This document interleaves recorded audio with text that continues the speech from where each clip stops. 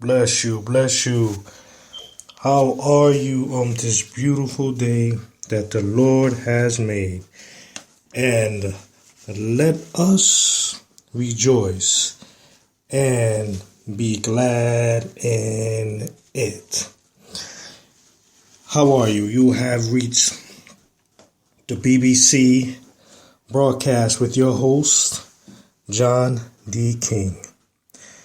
Amen. How's everybody doing on this day after Election Day? Amen. I just want to let everybody know that God is trying to speak to his people at this moment and just trying to get everyone's attention. And through this time and period, God has gotten everyone's attention. We are in our Bible soup teaching. We are still in book of Genesis. So it looks like we're going to be in the book of Genesis for a while. So bear with me. And we're in Genesis 1 and 6.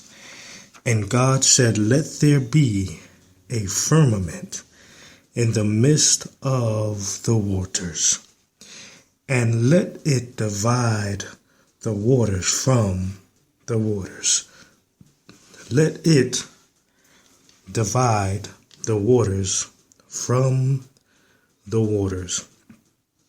And that's where we are right now, Genesis 1 and 6. And I just want to explain something that really caught my eye when it talks about the firmament in the midst of the waters. The firmament is something that is spread out, something that is empty but spread out.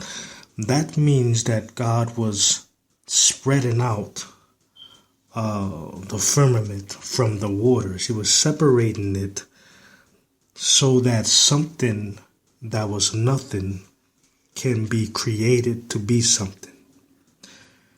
God said, "Let there be a firmament." That means there was a division there. It had to be a separation.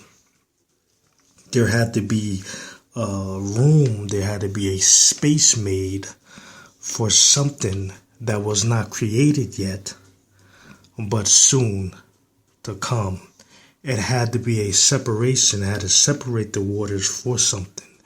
And I strongly believe that God used the firmament to separate, to divide the waters,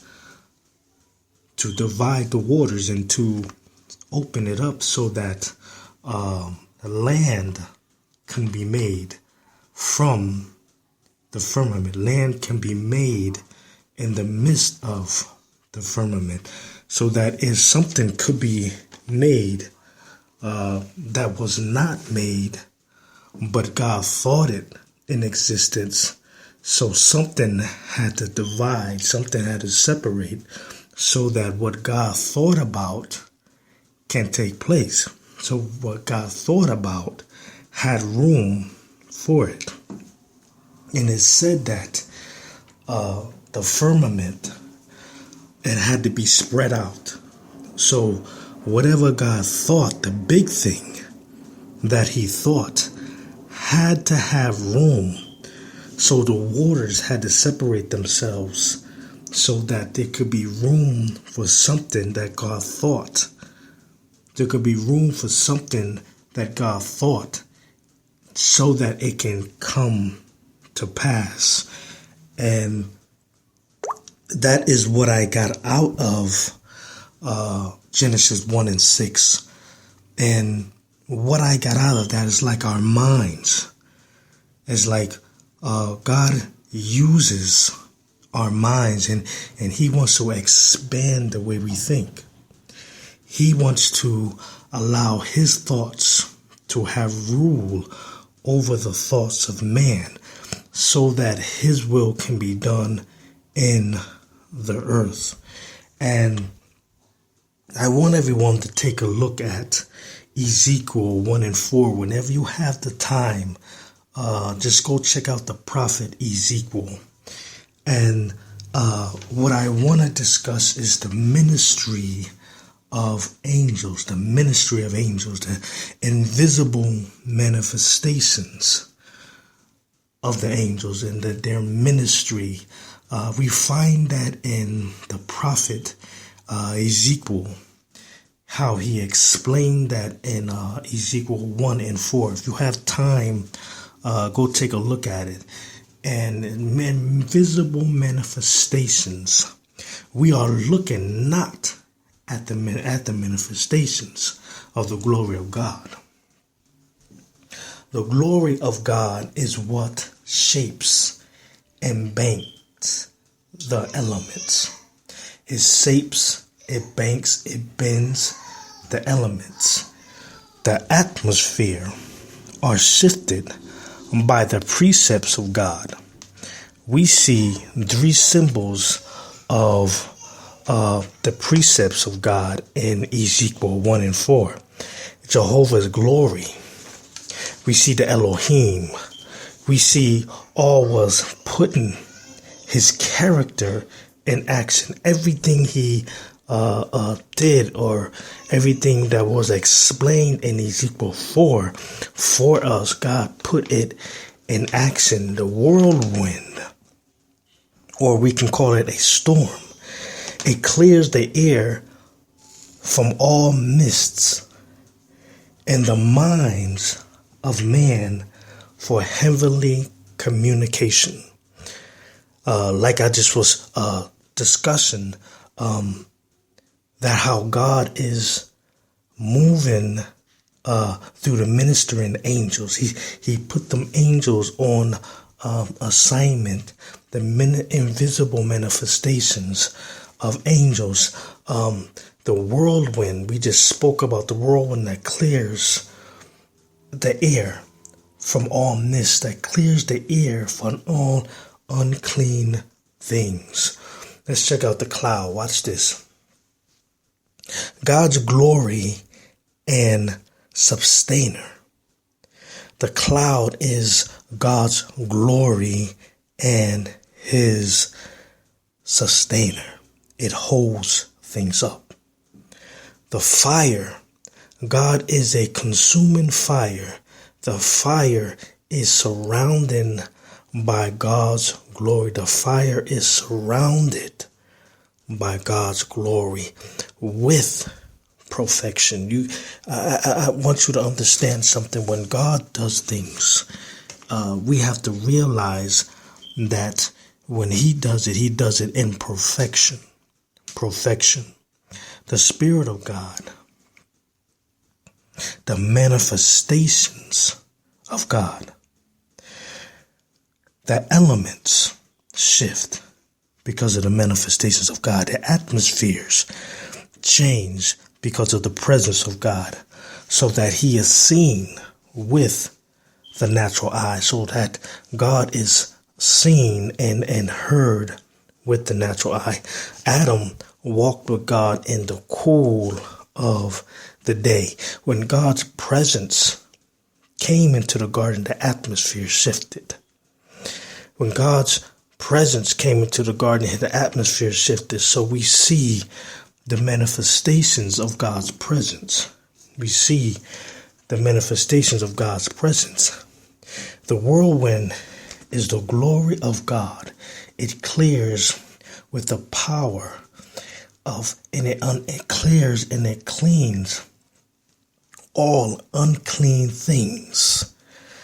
And we have to figure out something that, I want you to understand that when God comes in the midst of things, and when he allows things to happen, we see that the power of God will always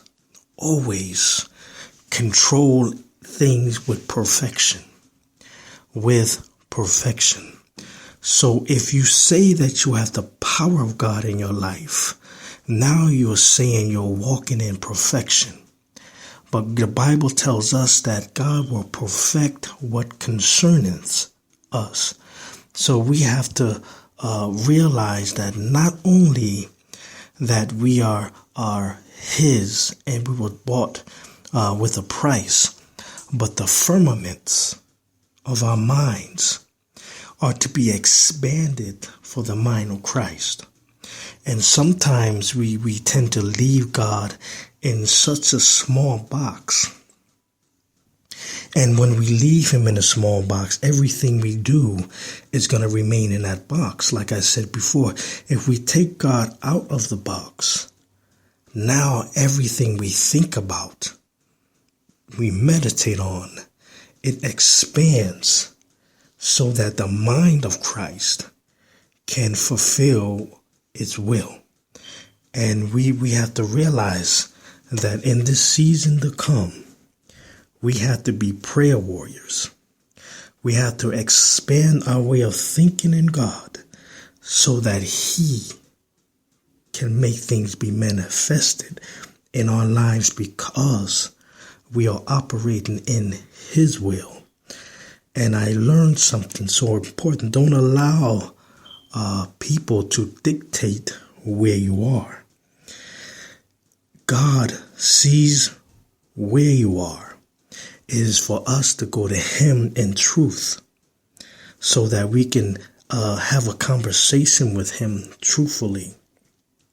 And I find that sometimes we step back when we think people are thinking something wrong about us, or when we think that they don't like what we do. But it's not about what people think about us. God is not going to judge us according to what someone says about us or what someone thinks about us. God is going to judge us concerning what we think about ourselves. So if you think that you're highly favored, then you are highly favored. The Bible tells us what a man think in his heart, so is he. Whatsoever come out of the mouth is not, we have to realize something, that when you speak these things, God is going to look into your life and realize that you are his because you're striving to live holy. See, sometimes people may say, oh, okay, they judge you according to what other people think. Or they judge you according to what someone else says about you. You have to realize, you have to stand your ground and say, for God I live and for God I die. It's not what you think or what someone else thinks. It's what I think about myself. That is what encourages us.